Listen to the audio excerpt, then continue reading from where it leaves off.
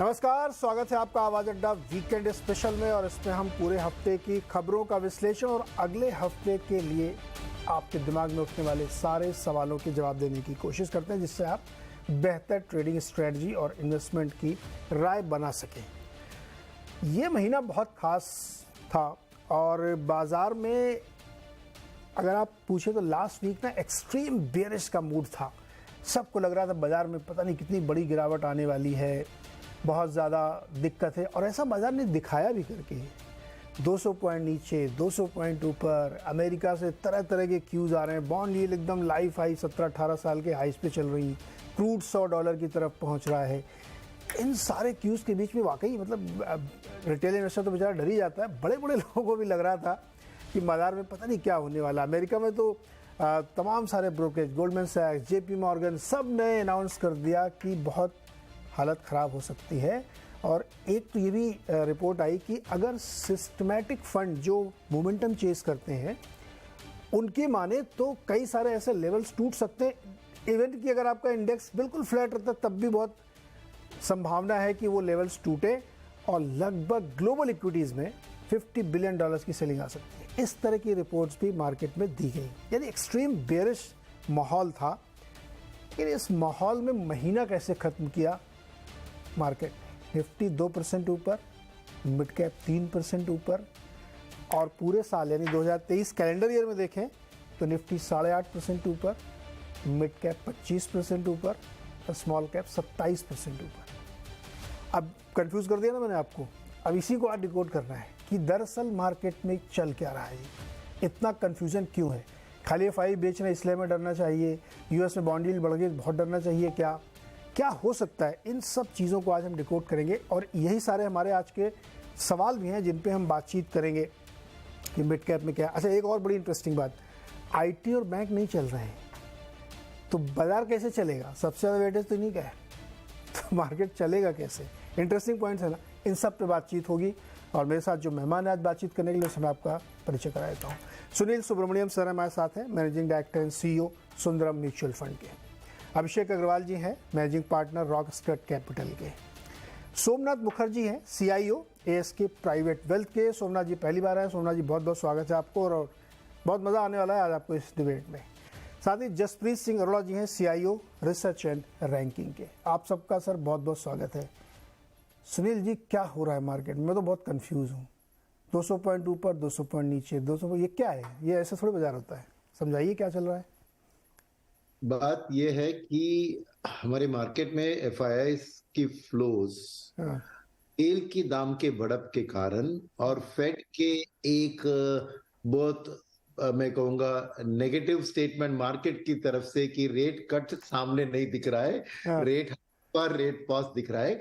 ये दोनों एक इमर्जिंग मार्केट के लिए अच्छी चीज नहीं है, मगर उसके अंदर तेल का दाम इंडिया के लिए बहुत खास रहती है क्योंकि 80% हम अपना क्रूड ऑयल का रिक्वायरमेंट इंपोर्ट करते हैं। तो इसलिए पूरे सितंबर महीने में आपने देखा कि एफआईएस की बिल्कुल बिक्री हो रही थी और नेचुरली प्राइसेस के ऊपर उसका दबाव आ रहा था। मगर 200 पॉइंट नीचे क्या, ये कारण बताया मैंने। 200 पॉइंट ऊपर का कारण है कि 16,000 करोड़ जो पैसा म्यूचुअल फंड को मिल रहा है हर महीने, और उसमें से ज्यादातर मिड एंड स्मॉल कैप में आ रहे हैं। एसआईपी की ब्रेकअप देखे तो ज्यादातर मिड एंड स्मॉल कैप में आ रहे हैं। तो जब एफआईएस बेचते हैं तो लार्ज कैप ही ज्यादा बेचते हैं ना, और यहाँ पे म्यूचुअल फंड वाले पैसा जो होता है वो मिड एंड स्मॉल कैप में आ रहा है। तो लार्ज कैप में इमीडिएटली खरीदारी करने के लिए नेट लार्ज कैप सेगमेंट में फ्लोस नेगेटिव है। तो अगर उनको वो लार्ज कैप खरीदना चाहिए, कुछ मिड एंड स्मॉल कैप को बेचना चाहिए। तो स्टेप 1 में जो समझिए कि एफआईएस की सेलिंग हुई, लार्ज कैप के दाम गिरे, फिर मिड एंड स्मॉल कैप को बेचने की कोशिश है फंड मैनेजर्स की ओर से, ताकि वो उन लार्ज कैप जो पहले थोड़े ओवर वैल्यू लग रहे हैं, आज थोड़े रीजनेबल लग रहे हैं, अच्छी कंपनियां हैं, उनको खरीदने के लिए। At the same time SIP का इंस्टॉलमेंट आ जाता है, तो वही स्मॉल कैप जो गिरा उसको खरीदने के लिए 1 या 2 दिन के बाद उनको भी हाथ में मोहलत मिलता है। तो ये स्टोरी है और इसमें जस्ट एक ट्विस्ट है। वो ट्विस्ट है कि हमने डेटा देखा कि करीबन 30 से 40% जो इंक्रीमेंटल फ्लोज अप्रैल टू अगस्त आए, तो ये सितंबर में जो सेलिंग थी उसमें FIIs dedicated India mid cap funds में निवेश कर रहे हैं। तो ये एक बहुत बड़ा बदलाव हुआ है माहौल में। पहले तो एफआईआई खाली लार्ज कैप या वेरी लार्ज मिड कैप्स में निवेश करते थे, मगर अब और हमारी जानकारी ये शायद ये जापान से ओरिएंटेड एफआईआई की पैसा है कि एक India dedicated mid cap fund launch होके वो पैसा इकट्ठा करके वो, यानी आज मिड कैप में buying not only from domestic fund but FII, और ये वाला पैसा जो है वॉलेटाइल नहीं है क्योंकि ये मिड कैप फंड सब एक लॉन्ग टर्म तौर पर आ रहे हैं। तो वेरेस लार्ज कैप में आपको हेज फंड्स जो कि हॉट बटन एफआईआई होते हैं, जब इंटरेस्ट रेट्स बढ़ती है या तेल का दाम बढ़ता है तो इंडिया को बेचते हैं, ऑपोजिट मूव तो खरीदते हैं। तो वॉलेटिलिटी जो आती है मार्केट में वो हेज फंड के कारण है। मगर ये मिड कैप के अंदर जो आ रहे हैं वो ये लॉन्ग ओनली फंड्स है जो ज्यादातर 3-5 इयर्स की आउटलुक से आ रहे हैं, तो वो भी एक मिड कैप को सपोर्ट दे रहे हैं। इसलिए आपने जो आंकड़े बताए कि इस महीने की रिटर्न्स में भी mid cap was better than large cap, साल से अब की रिटर्न्स में भी मिड कैप और small cap are much better than large cap, in fact 3 गुना। तो यही कारण है कि फ्लोस की support mid and small cap को मिल रही है।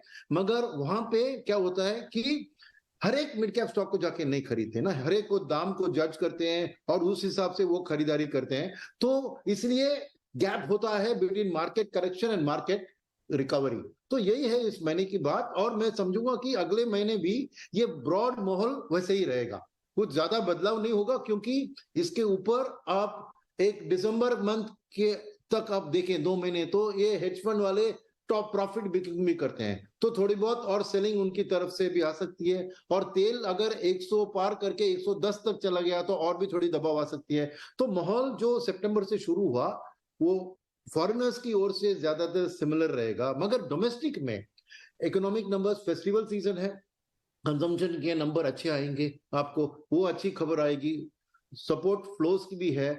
मगर डोमेस्टिकली अगर कोई कंसर्न की बात है वो है ये स्टेट असेंबली वाली इलेक्शन, क्योंकि वो हिंदी हार्टलैंड में सिग्निफिकेंट स्टेट्स है। तो अगर उधर रिजल्ट्स में कुछ एरा गेरा चीज हुआ तो मार्केट में वो एक अनसर्टेनिटी भी पैदा कर सकती है। ये है overall summary of the market situation. तो ये है। अच्छा, इसमें और आपको एक बात बताऊं मैं आपको, 2007 और 2023 का भी लोगों ने कंपैरिजन कर डाला।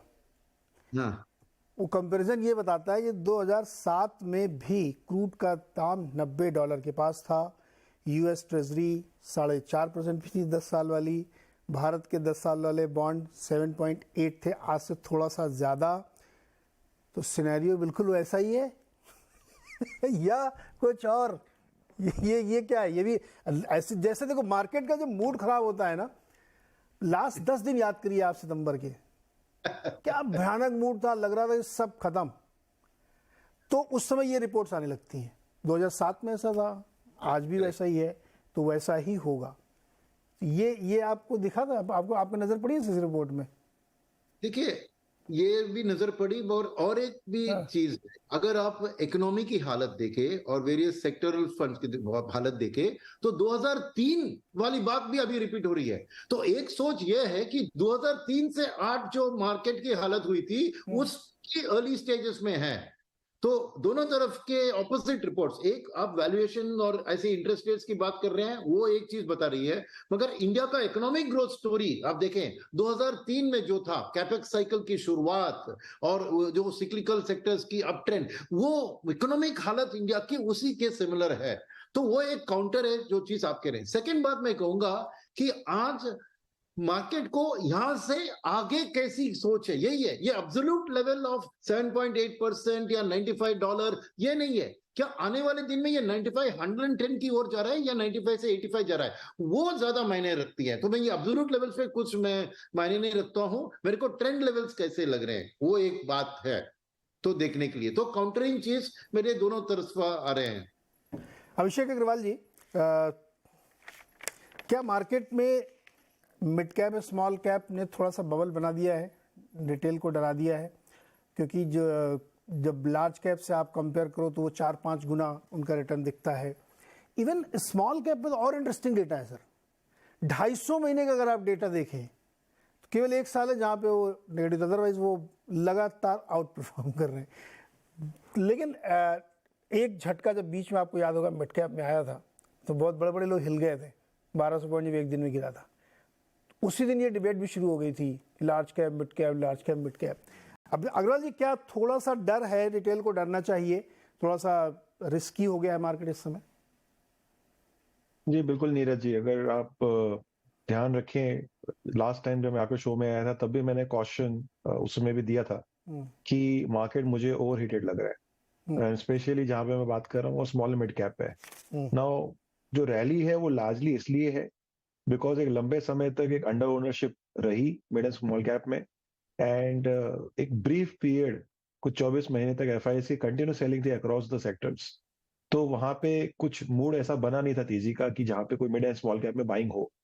पर जैसे ये रिवर्स हुआ, specially from the April first onwards in 2023, और अभी लास्ट हम 5 महीने 6 महीने की तेजी देख रहे हैं, तो वहां पे एफआईएस का जब रुख बना, जो एक पैसा हम देख रहे हैं कंटिन्यूसली इनफ्लोस, वहां पे एक रुझान स्मॉल मिड कैप की तरफ भी गया।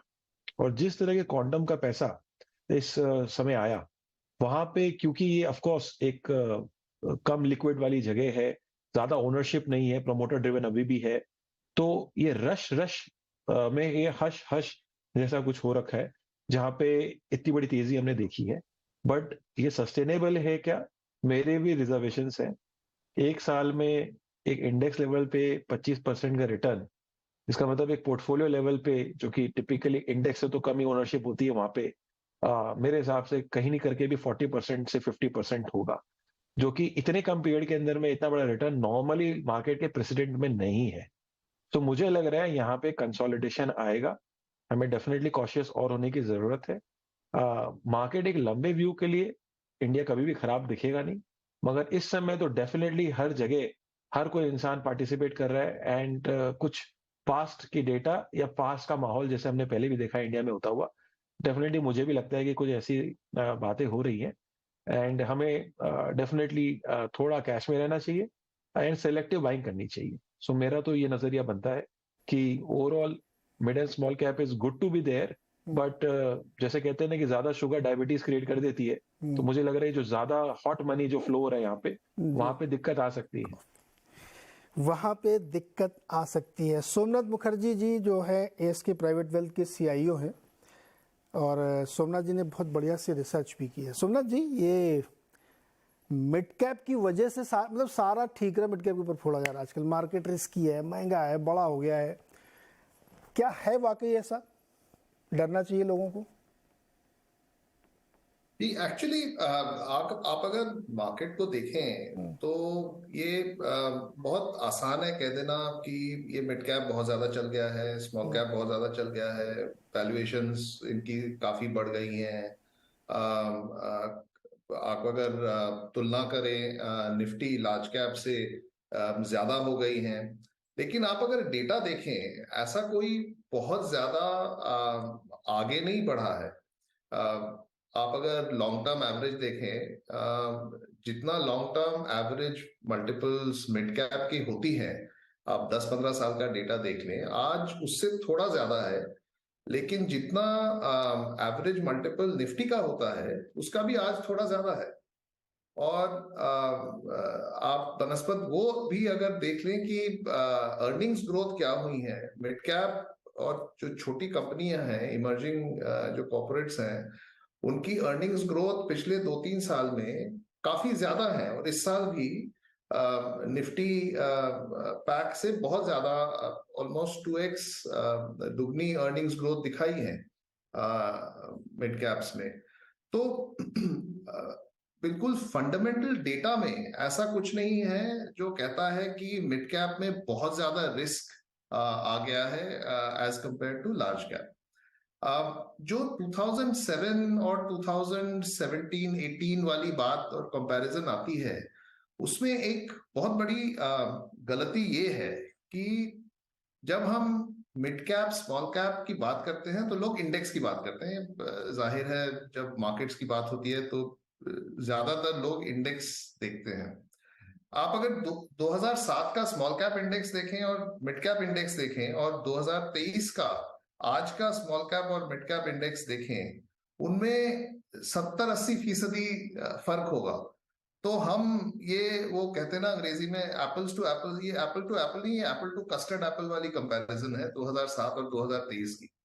तो ये करने का कोई बहुत ज्यादा मतलब नहीं है। इससे अच्छी आर्टिकल्स लिखी जा सकती है, अच्छी डिस्कशंस हो सकती है, लेकिन जो इन्वेस्टर्स हैं, जिनको इन्वेस्ट करना है, उनके लिए बहुत ज्यादा इसमें कोई इंसाइट नहीं है। इंसाइट तो उसमें होती है कि आप अगर देखें जो जो कंपनियां हैं, जो स्टॉक्स हैं जहां पे एक्चुअल इन्वेस्टमेंट्स आ रही हैं, जैसे सुनील ने कहा कि ज्यादातर मिड कैप और स्मॉल कैप की इन्वेस्टमेंट या तो रिटेल से आती है या फिर रिटेल से ही आती हैं वाया म्यूचुअल फंड्स।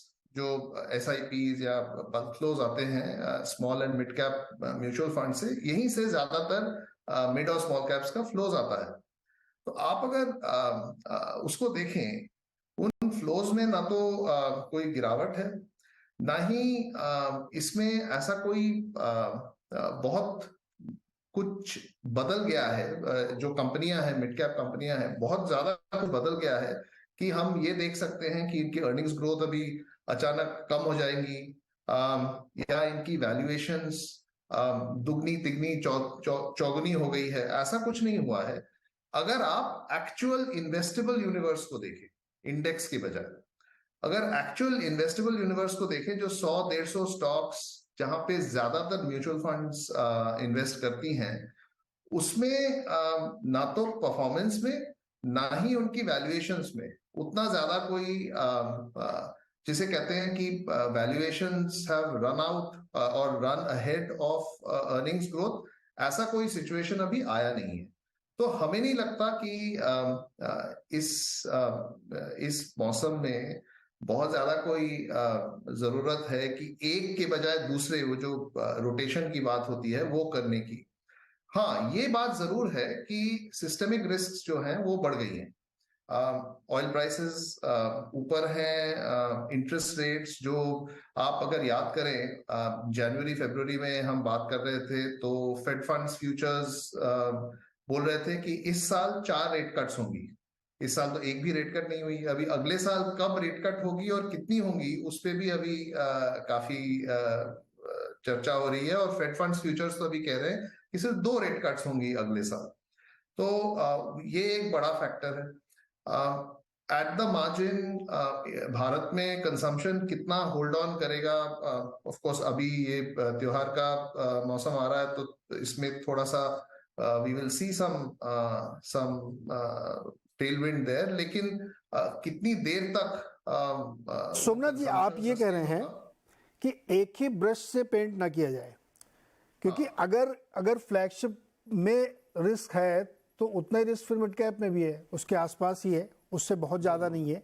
आपने जो अपनी रिसर्च में वैल्यूएशन का चार्ट दिखाया है बड़ा इंटरेस्टिंग है सर, कि 2020 में जो मल्टीपल्स मिल रहे थे मिड कैप को, उससे आधे से थोड़ा सा ज़्यादा इस समय है, और निफ्टी में भी लगभग उसी के हिसाब से हैं, 24 से 18 19 के आसपास आ गए। और ये ट्रेडिशनली पिछले 10-15 साल का अगर डेटा देखें तो मिड कैप हमेशा उससे ऊपर मल्टीपल पे ही चला है। हमेशा मिड कैप का मल्टीपल भी ऊपर रहा है और अर्निंग्स ग्रोथ भी ऊपर रहा है, और जो एवरेज आज की डेट में है वो बहुत ज्यादा फर्क नहीं है लॉन्ग टर्म एवरेज से। हाँ, लॉन्ग टर्म एवरेज से बहुत ज्यादा नहीं है। तो इस हिसाब से अगर देखा जाए तो बहुत ज्यादा डरने की जरूरत नहीं है। कुछ एक एक्सेप्शंस हो सकते हैं कि जैसे कोई स्टॉक 5-10 गुना हो गया, तो वैसे तो बहुत सारे IT स्टॉक भी हैं जो 70 के मल्टीपल में मिल रहे हैं लार्ज कैप में, उनको क्या करेंगे आप? सुनील जी कुछ जोड़ना चाह रहे हैं, बोलिए सुनील जी। और एक फर्क है कि टिपिकल लार्ज कैप इन्वेस्टमेंट जो FIs की तरफ से समझिए, और एक टिपिकल मिड कैप जो एक मिड कैप फंड मैनेजर या एक लॉन्ग ओनली फंड खरीदता है, इसमें फर्क ये होता है कि लार्ज कैप का कॉल 1 साल 1.5 साल ऐसे साल में होता है। इसलिए जो मार्केट देखती है ना 1 ईयर फॉरवर्ड पी, वो कुछ ना कुछ मायने रखता है कि वैल्यूएशन में कैसी लग रही है against long term average, against other emerging market, against world market, ऐसी बात। मगर मिड कैप में जो फंड मैनेजर खरीदते हैं, मैं रिटेल इन्वेस्टर्स की बात नहीं कर रहा हूं, फंड मैनेजर जब मिड एंड स्मॉल कैप में खरीदते हैं ना, वो FY27 FY28 की अर्निंग्स को डिस्काउंट करके उस स्टॉक को खरीद रहे हैं, क्योंकि वो 3 to 5 ईयर होल्डिंग में देख रहे हैं। उसको ये 1 साल ये trailing P 1 year forward P देख के थोड़ी कोई स्टॉक खरीदता है। जब मैं फंड मैनेजर में जाके खरीद रहा हूं, मैं उसका एक 4 to 5 ईयर का कैश फ्लो का प्रोजेक्शन करके फिर डिस्काउंटेड कैश फ्लो में देखता हूं कि क्या आज वैल्यू है compare to the net present value of the cash flows. तो मेरे लिए वो मायने रखता है। तो मेरे पोर्टफोलियो में मैं FY27-28 के हिसाब से देख रहा हूं कि ये स्टॉक खरीदने से मेरे को फायदा होता है कि नहीं। शायद एक साल में वो न दिखे। और क्यों नहीं दिखेगा एक साल में?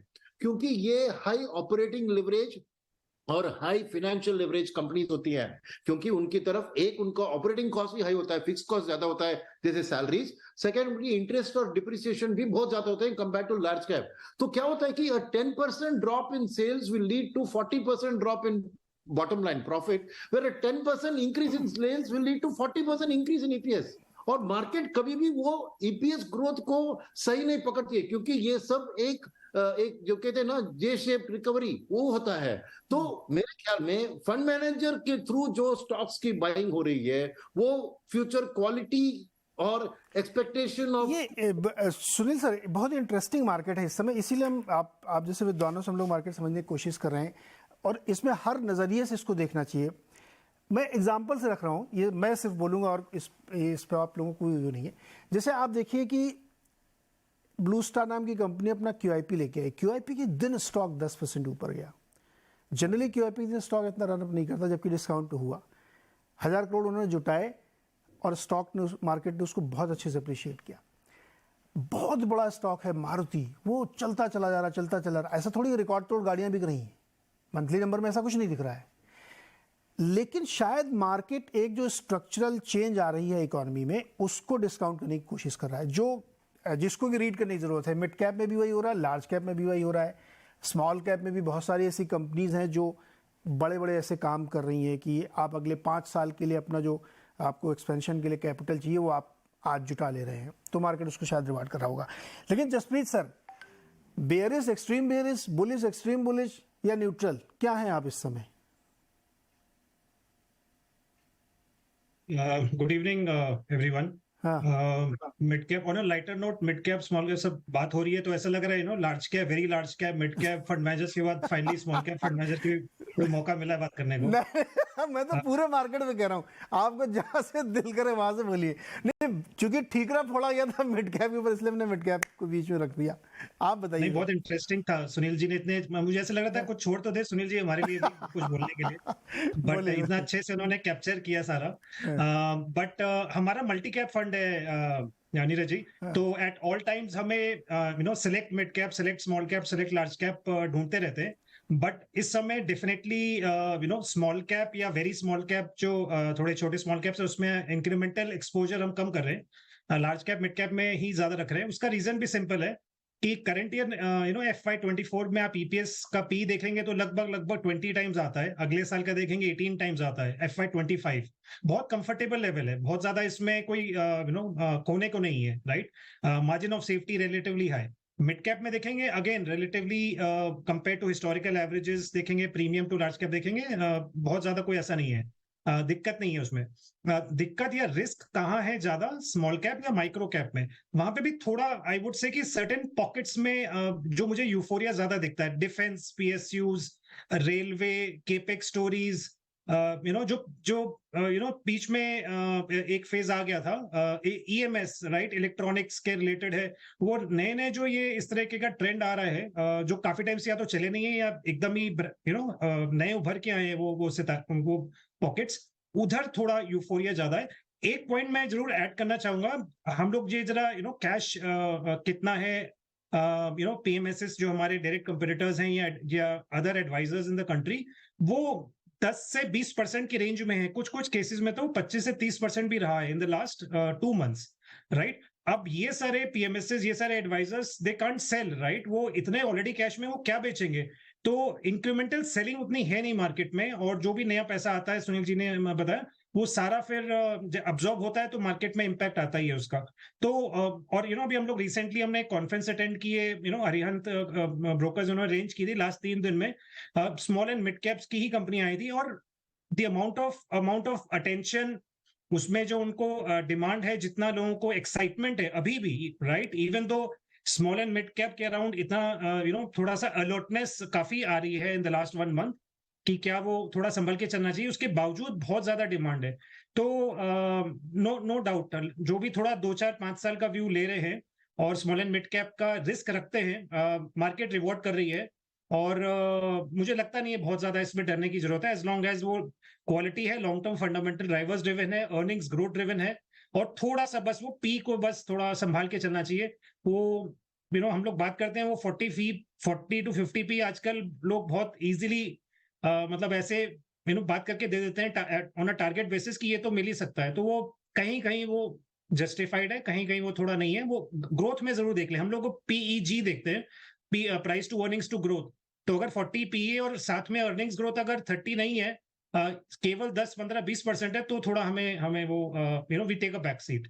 तो quality combined with earnings growth which is in the range of let's say 25 to 40, sir Jasprit अगर सर, वैसा है तो क्वालिटी तो हम लोग उस दिन पता करेंगे जिस दिन मार्केट नीचे आएगा। क्वालिटी तो अभी तो मतलब इवन आप देखिए कोई ऐसी थीम बची है क्या? मैं तो ढूंढ रहा हूँ कि कौन सा सेक्टर नहीं चला है। सारे सेक्टर्स में कोई न कोई स्टोरी है या कोई न कोई इसमें थीम। ऐसा नहीं कि सब फर्जी है, सब में कुछ ना कुछ हुआ है, और उनमें मल्टीपल्स में स्टॉक चले, एक्स टाइम्स में, परसेंटेज में नहीं, एक्स टाइम्स में 3 गुना, 4 गुना, 5 गुना सब में है। फॉर एग्जांपल पावर में देखिए आप, क्या धुआंधार रैली चल रही है। उसका रीजंस भी है कि भाई पावर की डिमांड बहुत है, और अब सितंबर में पीक डिमांड चल रही है, जो जून में होती तो सितंबर में चल रही है।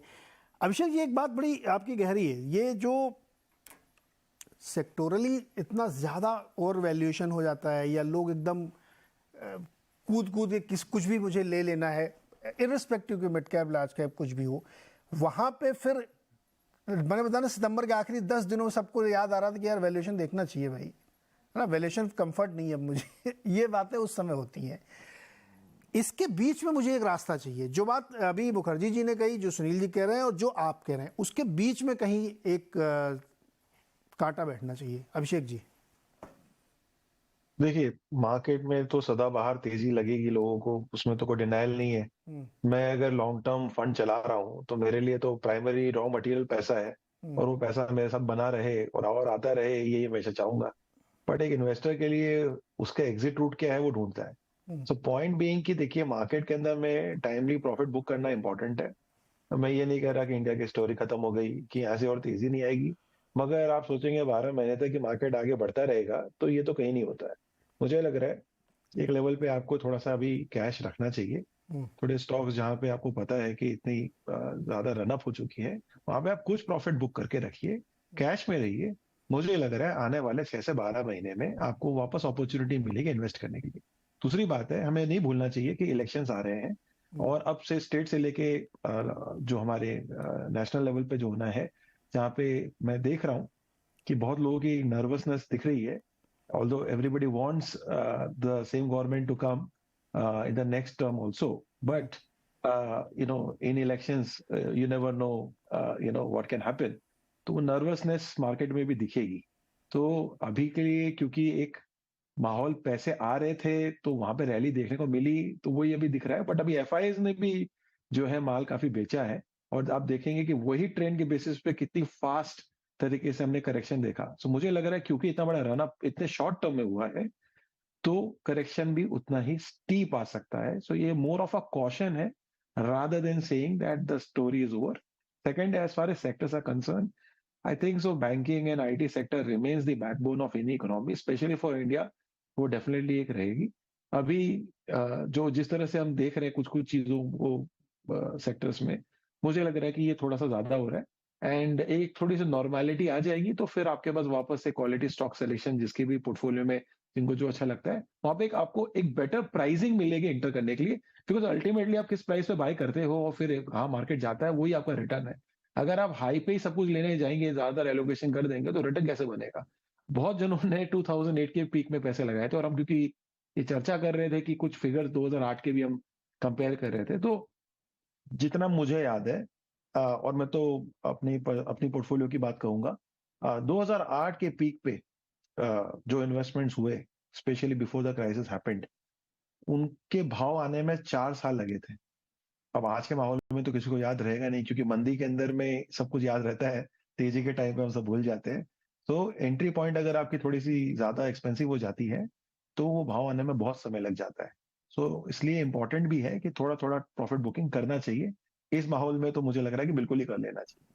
करेक्ट। सोमनाथ जी, एक चीज़ बताइए, आपने जो अपनी पूरी रिसर्च की मिड कैप वाली, एक इन्वेस्टर जो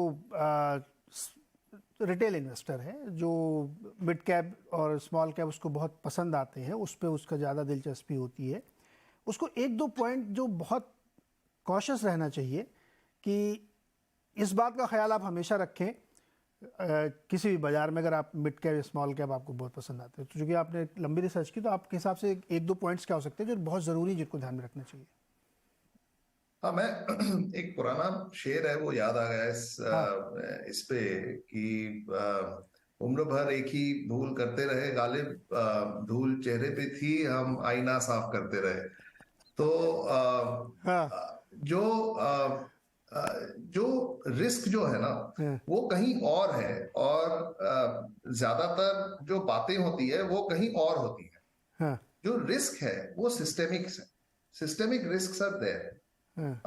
चाहे वो ऑयल प्राइस का रिस्क हो, चाहे वो global macro specially US macro का रिस्क हो, और काफी लोगों को ये लोग और काफी लोग ये सोच नहीं रहे, यूएस का ये रिस्क नहीं है कि रिसेशन कब आएगा। ये हम पूरा साल ये पूरा 2023 हम सोचते रहे अभी रिसेशन आएगा, अभी रिसेशन आएगा।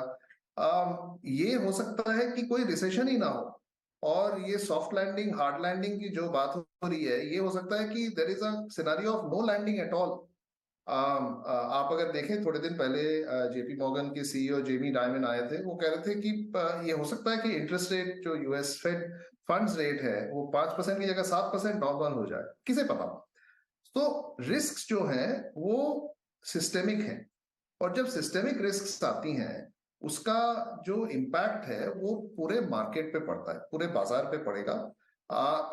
ऐसा कोई बहुत ज्यादा फर्क नहीं होगा कि अच्छा यहाँ पे कम होगा यहाँ पे ज्यादा होगा, थोड़ा बहुत है स्पेशली स्मॉल कैप्स में, क्योंकि वहां पे लिक्विडिटी का थोड़ा चैलेंज है। बट ऐसा कोई जो जो जब इन्वेस्ट करते हैं, इसीलिए रिटेल इन्वेस्टर्स जब इन्वेस्ट करते हैं उनको ये सोचना चाहिए कि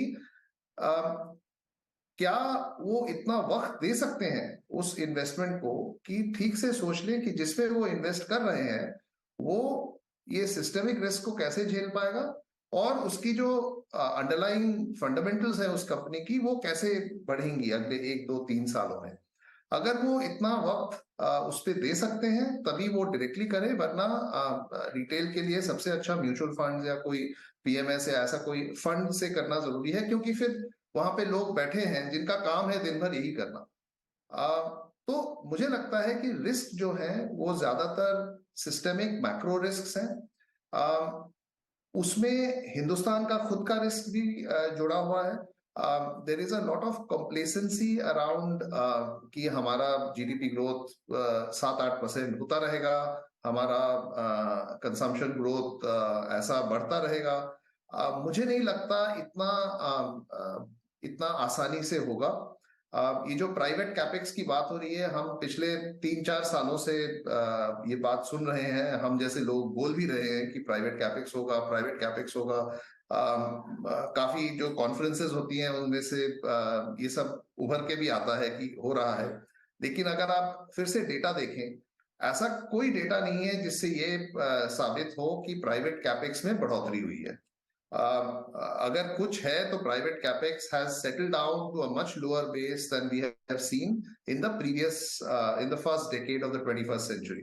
तो और जो बढ़ा है पिछले 1-2 सालों में वो है पब्लिक कैपेक्स। सरकार की तरफ से जो कैपिटल एक्सपेंडिचर है उसमें काफी बढ़ोतरी हुई है, और वहां पे काफी काम भी हो रहा है, और थोड़े बहुत स्टॉक्स अभी किसी ने बोला रेलवेज, डिफेंस, वहां पे थोड़ा सा वो जो पब्लिक कैपेक्स में बढ़ोतरी हुई है उसका भी इम्पैक्ट आया है।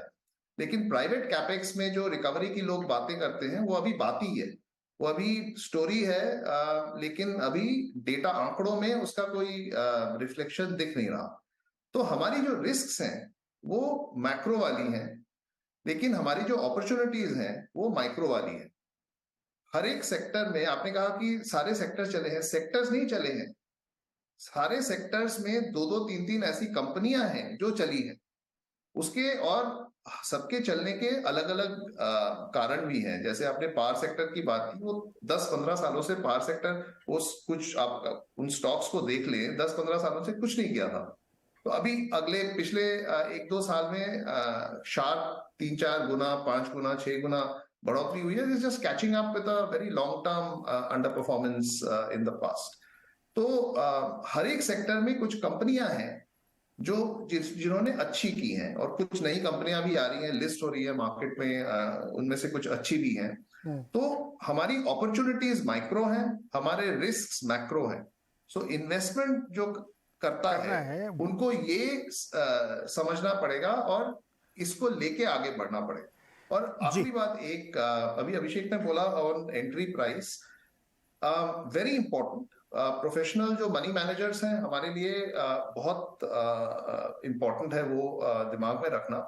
लेकिन एक रिटेल इन्वेस्टर के लिए मैं ये कह दूं कि टाइमिंग से बहुत ज्यादा फर्क नहीं पड़ता। अंग्रेजी में कहते हैं it's not timing the market but time in the market that is important. तो अगर आप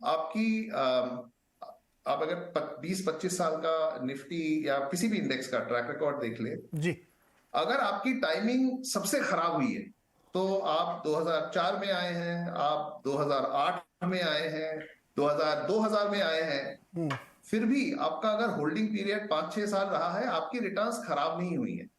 सो रिटेल इन्वेस्टर के लिए तो he should have patience in the market. तो बिल्कुल सोमनाथ जी, जो है सबसे बुरा दिन और सबसे अच्छा दिन अगर आपने मिस कर दिया है तो रिटर्न गड़बड़ा जाएगा आपका।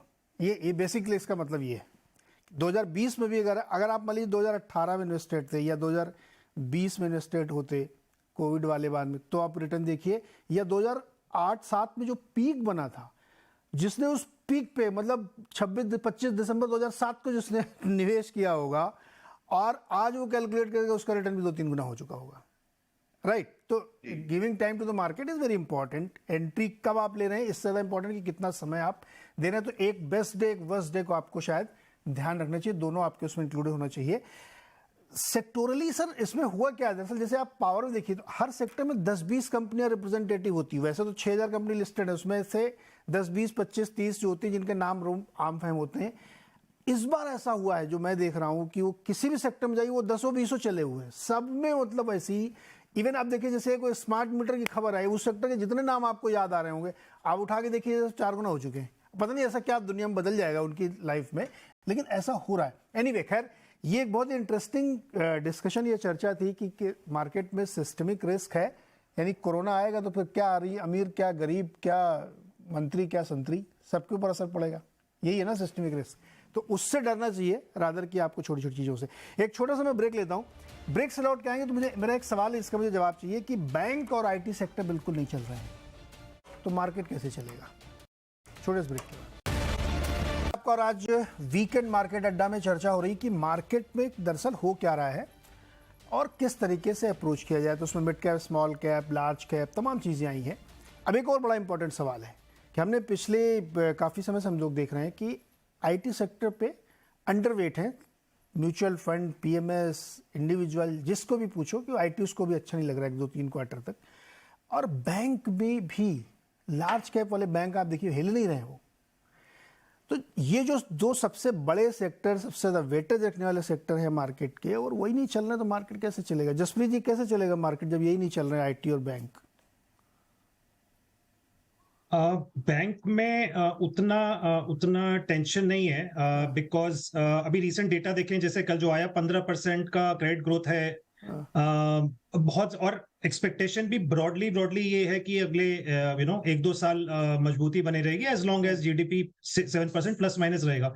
तो आई एग्री, वो जो top 3 large private sector banks और एक जो टॉप PSU बैंक है, उसका ही शेयर इतना बड़ा है कि वो वो नहीं चलता तो पूरा index, specially the number 1 giant जो भी मर्जर होके और भी बड़ा हो गया है, वही नहीं चलेगा तो फिर इंडेक्स कैसे चलेगा। तो बट आई थिंक उसमें इतना बड़ा वो नहीं है, it will catch up reasonably सून।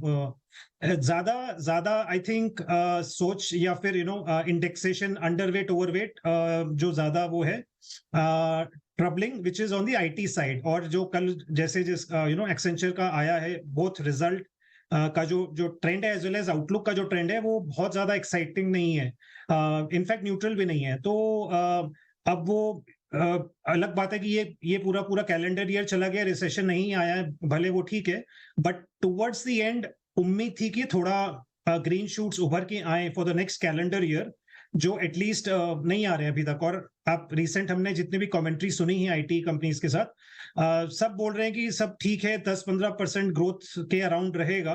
जो लार्ज कंपनीज हैं वो जरूर they are still struggling for a variety of reasons, चाहे वो कॉस्ट ऑप्टिमाइजेशन स्ट्रेटजीज कंपनीज अपना रही हैं, कंसोलिडेशन चल रहा है, या growth rates US, Europe, some large part of Asia उतनी अच्छी नहीं है।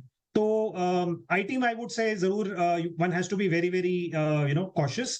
Bank I am not very disturbed और व्हाटएवर, उसमें अपॉर्चुनिटीज बहुत है नीरज जी। बैंक्स और द एंटायर बीएफएसआई में इतनी अपॉर्चुनिटीज है, एनबीएफसी, नॉन लेंडिंग, तो उसमें कहीं ना कहीं वो अल्फा बन जाता है, वो for multi cap PMSs and funds like us वो अपॉर्चुनिटी मिल जाती है। आईटी में जरूर दिक्कत आती है, बट इंडेक्स पे ऑब्वियसली वो एक कितने समय तक दिक्कत लग रही है अभी आईटी में? अभी कितना और समय लगेगा ठीक होने में? आईटी में कितना समय लगेगा? कितना और आपको लगता है कितने और क्वार्टर तक प्रॉब्लम ये रह सकती है? ये मेरे ख्याल से तो 2 quarter one will have to wait out, so which means कि क्वार्टर 2 की कमेंट्री ऑब्वियसली जो भी आएगी, and the earliest, I mean अगर मैं ऑप्टिमिस्टिक व्यू लूं तो I would say Jan end, which is like the start of end of quarter 3, but realistically बात करें तो वो quarter 4 हो ही जाएगा, because उससे पहले तो मुश्किल लग रहा है आईटी को to come back to a reasonable rhythm। एक बार के लिए एक बाउंस बैक जरूर आता है, बीच में आता भी रहता है, ऐसा नहीं है कि ये इट्स बीन अ लैगर्ड कंटिन्यूअसली, एक महीना वो बीच में बाउंस बैक देता है, बट वो सस्टेन नहीं करता है। तो सस्टेनेबल वाली जो एक बात है वो मेरे को लग रहा है कि some time in that JFM quarter ही आएगी at the earliest, if at all. Otherwise, maybe sometime even after that. जी सुनील जी, आपका क्या व्यू है आईटी और बैंकिंग में? मेरे ख्याल में आईटी में अभी भी हवा थोड़ा है, क्योंकि मेरा एक स्लाइटली लॉन्गर टर्म पर्सपेक्टिव से मैं उसको ट्रैक कर रहा हूं। तो क्या हुआ कि कोविड के पहले आईटी का एक प्रेडिक्टेबल ग्रोथ रेट था, और वो एक हाई सिंगल डिजिट लो डबल डिजिट ग्रोथ को मार्केट डिस्काउंट करके उसका जो वैल्यूएशन था एक सेफ्टी सेक्टर के ओर था। फॉरेनर्स भी ज्यादा निवेश कर रहे थे हमारे आईटी में, वैसा था। कोविड के टाइम में क्या हुआ, सडनली अरे वापस Y2K का समय आ गया, global transformation, internet of things, ऐसी बातें करके आईटी को एक ग्रोथ सेक्टर में सडनली कन्वर्ट करके उसकी पी रेशो में एक्सपेंशन बहुत हो गई थी कोविड फेज में। अब उसके बाद जो सिचुएशन कोविड के बाहर आए हम, फिर रशिया यूक्रेन क्राइसिस आई, तो वर्ल्ड की स्लोडाउन है, तो मेरे लिए वो बाइंग जो हो रहा था आईटी में इससे ज्यादा गिरावट आनी थी, क्योंकि पैसिव फ्लोस जो आते हैं ना ईटीएफ के जरिए, वर्ल्ड की मूल देखे फ्लोस ज्यादातर पैसिव बन गए। तो उस पैसिव फ्लो जो इंडिया की ओर एक इंडिया इमर्जिंग मार्केट ईटीएफ इसमें आती है, तो आईटी को खरीदारी का सपोर्ट मिल रहा था। इसलिए जो हवा बनी थी कोविड के फेस में उतना गिरावट नहीं आने दिया। तो मेरे ख्याल में उस स्थिति को अभी भी मेरे ख्याल में आईटी में थोड़ी गिरावट आ सकती है, क्योंकि एक लॉन्ग टर्म आईटी को वापस अपना एक stable systemic growth of high single digit low double digit उस स्टेज में आके जो वैल्यूएशन उसका हक बनता है वो आने में अभी भी टाइम लगता है। और मेरी सोच सेम है जैसे जसप्रीत कह रहे थे कि एंड ऑफ द जेएफएम क्वार्टर और मे बी समटाइम ड्यूरिंग अप्रैल में जून क्वार्टर में ही थोड़ा बहुत करेक्शन के बाद ही वो लेवल एक रीजनेबल लेवल पे आएगा। तो आईटी में मैं अंडरवेट हूं। मानते हैं कि ऐसे वक्त में इंडिविजुअल कंपनीज दूसरी कंपनी से मार्केट शेयर छीन सकती है, तो स्पेसिफिक स्टॉक स्पेसिफिक बाइस तो हो सकते हैं, मगर ओवरऑल एज ए सेक्टर मैं मानता हूं कि 2 क्वार्टर के लिए दबाव रहेगी। बैंकिंग में भी मैं सहमत हूं जसप्रीत के साथ कि बात बनती है कि क्या ओवर बाइंग हुआ है, क्योंकि लार्ज कैप इंडेक्स में इतना हुआ है तो करेक्शन का असर भी उधर दिखता है, फ्लोज के असर भी दिखता है, और बड़ी दिग्गज में जो एक मर्जर हुआ है उसके कारण ओनरशिप ऑटोमेटिकली डबल दिख रहा है एक ही स्टॉक में, तो थोड़ा बहुत पैरिंग हुआ है। मगर ब्रॉड सिनेरियो आप देखें तो 2 चीज बनती है, एक नेट इंटरेस्ट मार्जिन थोड़ी घटने की दिख रहे थे इसलिए थोड़ा उधर दिलचस्पी कम हुआ था, मगर मैं क्या कह रहा हूं कि भले ही नेट इंटरेस्ट मार्जिन थोड़े गिरे, क्रेडिट ग्रोथ इतना है कि प्राइस इंटू क्वांटिटी कहते हैं ना, यानी निम इंटू लोन बुक वो एब्सोल्यूट ईपीएस ग्रोथ को प्रोटेक्ट करेगी और बैंक्स की अच्छी ग्रो करेगी। तो मेरे ख्याल में अभी भी बीएफआई स्पेस में आप खरीद सकते हैं, आपका डाउनसाइड रिस्क लिमिटेड है और अपसाइड भी है।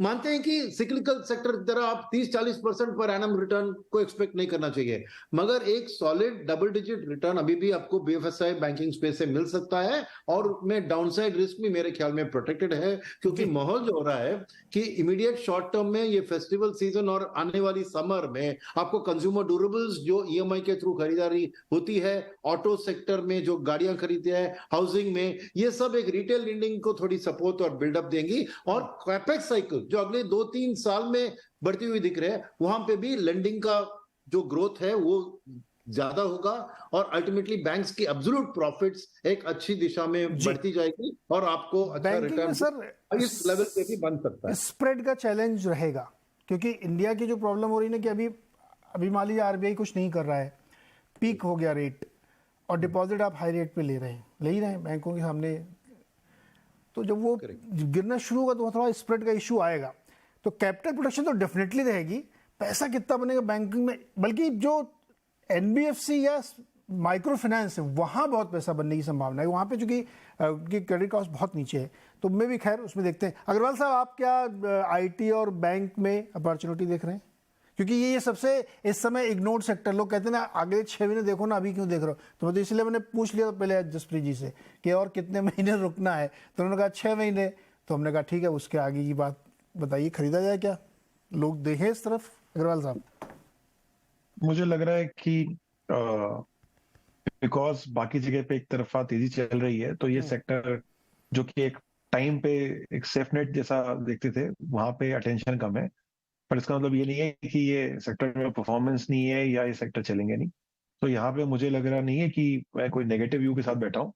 यहाँ पे चॉइस की बात आ जाएगी कि हम किस तरह के सेक्टर को या स्टॉक को देख रहे हैं। मैं आपकी बात से सहमत हूँ। जहां तक बैंकिंग में आपने जैसे कहा कि ट्रेडिशनल बैंकिंग को छोड़ के अगर हम एनबीएफसीज, माइक्रो फाइनेंस, इंश्योरेंस और जैसी कंपनियों को अगर हम देख रहे हैं, तो डेफिनेटली यहाँ पे एक सस्टेनेबल ग्रोथ है and they are delivering that. तो यहाँ पे मार्जिन भी बेटर है। तो जो मार्जिन प्रेशर की आपने बात कही, यस, जहाँ पे एक बैंक टिपिकली एक बहुत सेफ बेट लेने की कोशिश करता है, तो वहां पे ऑफकोर्स उनकी लेंडिंग रेट्स भी कम होती है एंड डिपॉजिट कॉस्ट के सामने फिर उनका निम जो है वो एक रीजनेबली सिंगल डिजिट में बहुत ही नैरो माइंड में रहता है। और थोड़ा सा भी इतनी बड़ी बुक के अंदर में जहाँ पे भी कॉम्प्रेशन आता है, तो डेफिनेटली उसकी इम्पैक्ट हमको बॉटम लाइन में दिख जाती है। बट अदर देन दैट, इतने बड़े वाइड सेक्टर में फाइनेंशियल में अगर हम देखें, तो इन जिन सेक्टरों की मैंने नाम कहे, वहां पे they are having a bigger spread and still, क्योंकि वो लेंडिंग ही थोड़ी सी ज्यादा रिस्क लेके करते हैं अगेंस्ट द बैंक, तो वहां पे एक उनको ग्रोथ भी मिलती है, वो अनटैप मार्केट में भी प्ले कर पाते हैं और मार्जिन भी बड़े रहते हैं। सो बैंकिंग फाइनेंशियल सेक्टर में मेरा तो ये कहना है कि इस पे लॉन्ग रहना इंपॉर्टेंट है, इसमें एलोकेशन कर सकते हैं। आईटी की जहां तक बात है, इस बार फॉर चेंज, नॉर्मली मैं हमेशा मैंने स्मॉल कैप को सपोर्ट करता हूँ आईटी कंपनीज में, बट इस बार मेरा रुझान लार्ज कैप कंपनीज पर है। मुझे लग रहा है कि इस समय इस तरह के मार्केट में लार्ज कैप आईटीज के साथ जाना ज्यादा बेहतर रहेगा, क्योंकि उनकी कैपेबिलिटी है अपने बिजनेस को प्रोटेक्ट करने की, मार्जिन को प्रोटेक्ट करने की, बिकॉज द साइज फैक्टर जो आता है। देखिए, US and Europe both are definitely not in the greatest shape as we would have known. Post COVID Europe तो डेफिनेटली डिक्लाइनिंग ट्रेंड पे ही है, एंड यूएस के अंदर में जो है कहीं कुछ जैसी बात होती रहती है। सो यहाँ पर मुझे लग रहा है कि आईटी अगर सेक्टर प्ले करना है तो लार्ज कैप आईटी कंपनीज को देखना चाहिए, एंड जहां पे हम बात करें बैंकिंग की, तो वहां पे beyond PSU and private banks जो बाकी अदर स्पेस है वहां पे देखना चाहिए। इंटरेस्टिंग है। तो जहां पे अच्छी अपॉर्चुनिटीज है बैंक और फाइनेंस में, उसके हम लोगों ने डिस्कशन किया और पूरे मार्केट को समझने की कोशिश की कि चल क्या रहा मार्केट में, तो काफ़ी हद तक चीज़ें क्लियर हुई। और सोमनाथ जी, आपका बहुत शुक्रिया, और कि आप पहली बार आए और आप आते रहिए सर, होपफुली हमारे दर्शकों को बड़ा फ़ायदा मिलेगा, बहुत सारी क्लैरिटी मिलती है। हमारे बाकी सारे मेहमान आते रहते हैं। उम्मीद करते हैं कि काफ़ी क्वेश्चंस आपके सॉल्व हो गए होंगे। ऐसे ही अगले हफ्ते फिर कई नए इश्यूज़ को हम लेके आएंगे और आपकी समस्याओं का हल करने की कोशिश करेंगे। बहुत बहुत शुक्रिया आप सबका सर। हैप्पी वीकेंड, एंजॉय करिए, हेल्थ का ध्यान रखिए और हो सके तो कोई बढ़िया सी एक मूवी देखिए। बहुत बहुत शुक्रिया।